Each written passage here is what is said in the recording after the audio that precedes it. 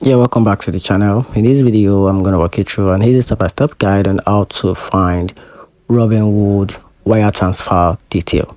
So here's a simple step-by-step guide on how you can easily find your Robinhood wire transfer details. So if you're on the mobile app, if you're using the mobile app, which is Robinhood app, open the app on your device, then tap the person icon in the bottom right corner, then select transfer.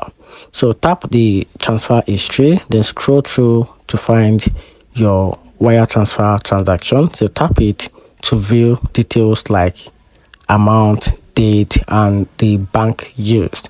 So if you are using the Robinhood website, so just go to your browser, then type in the URL, which is robinhood.com, and log into your account, which is very important.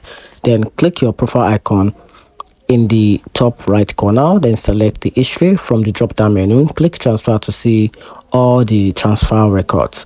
Find the wire transfer and click it for full details. And that's how you can easily find your Robinhood wire transfer details. Hope you find the video helpful. Turn on the notification button and subscribe for more guide.